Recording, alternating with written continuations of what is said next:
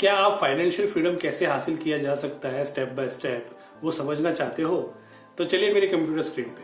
Hello friends, मैं योगेश राज पुरोहित आपका Nifty stock simplified में स्वागत करता हूं। इस वीडियो में हम ये समझेंगे कि फाइनेंशियली फ्रीडम कैसे हासिल की जा सकती है, या फिर किसी फैमिली को हम फाइनेंशियली फ्री फैमिली कैसे मान सकते हैं। तो चलिए शुरू करते हैं। देखिए, फाइनेंशियल फ्रीडम का पहला स्टेप ये है कि हमें हमारे 12 महीने का फैमिली एक्सपेंस जो है उसे या बैंक एफडी में या फिर नेशनल बॉन्ड में सेव करना है। इससे क्या होगा, चलिए एक एग्जांपल लेते हैं। सपोज करिए कि आप एक फैमिली है जिनका 12 महीने का खर्चा है 6 लाख रुपया।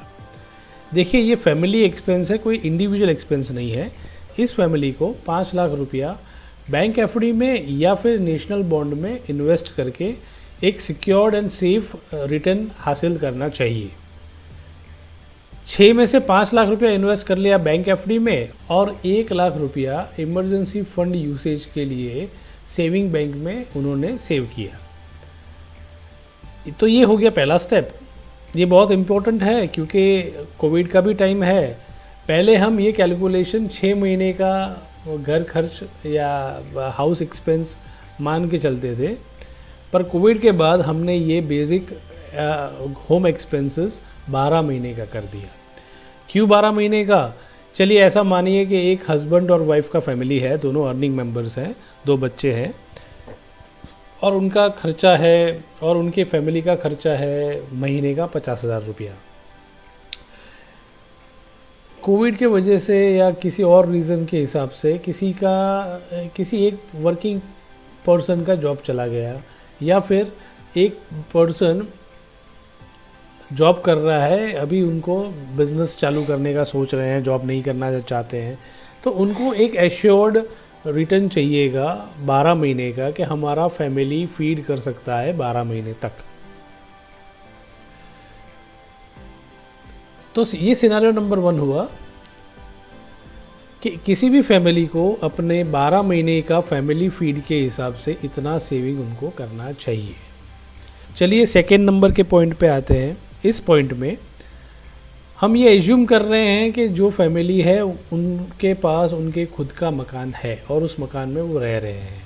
अगर उनके खुद का मकान नहीं है तो उनको सबसे पहले उनके खुद का एक मकान खरीदना चाहिए। ये एग्जाम्पल को आगे बढ़ाते हुए अपने ये समझ रहे हैं कि ये फैमिली अपने खुद के मकान में रह रहे हैं, तो सेकेंड इन्वेस्टमेंट में उनको एक कॉमर्शियल प्रॉपर्टी खरीदना चाहिए। कॉमर्शियल प्रॉपर्टी में कोई ऑफिस आ गया या कोई शॉप आ गया। कॉमर्शियल प्रॉपर्टी क्यों? कॉमर्शियल प्रॉपर्टी का एप्रिसिएशन वैल्यू बहुत हाई रहता है। कोई भी कॉमर्शियल प्रॉपर्टी का रेंट का इनकम भी बहुत ही रेगुलर आता है और रेंट भी रेगुलरली एप्रिशिएट होता है।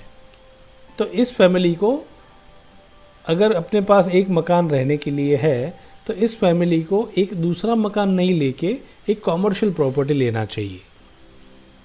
तो ये हो गया सेकेंड स्टेज। आप एक बात समझिए कि घर को फाइनेंशियल लैंग्वेज में लायबिलिटी माना गया है और अगर आपके पास कोई कॉमर्शियल प्रॉपर्टी है तो उसे एसेट माना गया है। तो हमको एसेट बनाना है, हमको बहुत ही ज़्यादा पैसिव इनकम करने हैं कि जो हम काम करें या ना करें तो भी हमारे पास एक रेगुलर इनकम हर महीने आती रहे, जिससे हम फाइनेंशियल फ्रीडम हासिल कर सकते हैं। चलिए अपने एग्जांपल में आगे बढ़ते हैं और ये मानते हैं कि ये फैमिली जो है उनके पास खुद का मकान है, उन्होंने एक धीरे धीरे पैसा जोड़ के उन्होंने एक कॉमर्शियल प्रॉपर्टी भी खरीद लिया। तो थर्ड स्टेज उनको क्या करना चाहिए कि ये फैमिली को फिर निफ्टी बी में या इंडेक्स म्यूचुअल फंड में इन्वेस्ट करना चाहिए। निफ्टी बी और इंडेक्स म्यूचुअल फंड पहली सीढ़ी होती है स्टॉक मार्केट में इन्वेस्टमेंट करने की। हमने ये ईयर ऑन ईयर ये देखा हुआ है कि इंडेक्स जो है निफ्टी खास करके वो ईयर ऑन ईयर 15% का रिटर्न देती है। तो कोई स्टॉक ने 15% का रिटर्न दिया या नहीं दिया वो सेकेंडरी मैटर है, या बहुत ज़्यादा दे दिया या बहुत कम दे दिया या नेगेटिव में चला गया, that is the second stuff. पर मेन थिंग हमने इतने सालों में ये देखा है कि निफ्टी ने तो हमेशा एक अच्छा रिटर्न दिया ही है। आप देख सकते होंगे कि मैंने 5-5 लाख का लिमिट भी लिखा है साइड में कि कि जैसे ही अगर आपका 5 लाख का पहला निफ्टी बी का लिमिट हो चुका है, फिर आपको निफ्टी बी लेने का मतलब नहीं रहता है।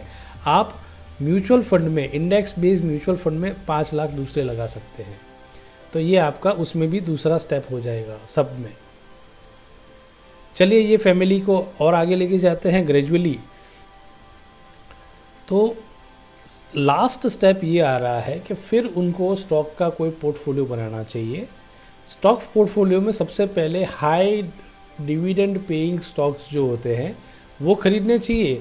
ये साइकिल कंप्लीट होने के बाद जो ग्रोथ स्टॉक्स वाले हैं, आपको गूगल करके उन स्टॉक का नाम मिलेगा, या आप अपने पर्सनल सर्वे कर सकते हैं, या हमारे वीडियोस में आपको ये भी आगे देखने मिलेगा कि कौन से चीज़ में कैसे इन्वेस्ट करना चाहिए और अपना एक बहुत बड़ा सा लार्जर पोर्टफोलियो कैसे बनाया जाता है।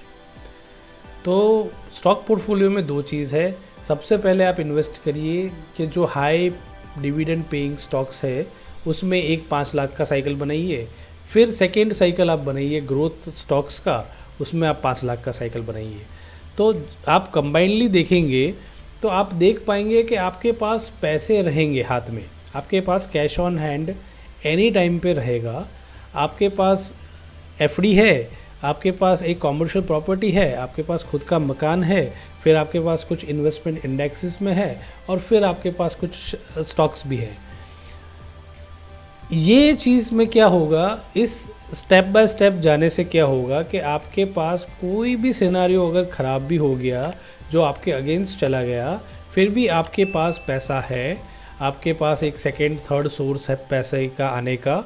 और जैसे ही ये सेकेंड और थर्ड सोर्स से और पैसा आ रहा है, आप अपने ये सारे पोर्टफोलियो और मजबूत कर सकते हो। जैसे आप मान लीजिए कि बाय द प्रोसेस इंडेक्स थोड़ा नीचे आया और आपके पास 2 लाख रुपया कैश ऑन हैंड है, और आपके पास बैंक एफडी में भी आपके पास 5 लाख रुपए पड़े हुए हैं, और आपके पास अभी कोई भी इमीडिएट थ्रेट नहीं दिख रहा है कि बिज़नेस में या जॉब में आपको 6 महीना कोई भी थ्रेट नहीं लग रहा है, तो आप अपने एफडी के पैसे निकाल के अगर आपने निफ्टी बी की सेकेंड साइकिल बना दी और धीरे धीरे करके वापस से आपका एफडी हर महीने जो आपने लिया था, एफडी का पैसा यूज़ किया था, वो एफडी का पैसा आपने वापस धीरे धीरे बना दिया, और जैसे ही मार्केट फॉल हुआ तो आपने निफ्टी बी ले लिया, तो आपको इंडेक्स निचले भाव से मिलेगा, आपको स्टॉक नीचे के भाव से मिल रहे हैं, और आपका रिटर्न और आपका आरओआई बहुत ही बेहतर सेट हो जाएगा।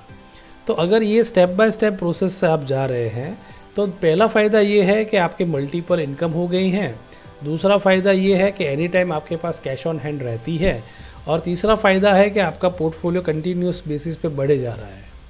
तो इन सब चीज़ को बेनिफिट्स आप इस सिंपल स्टेप से ले सकते हैं।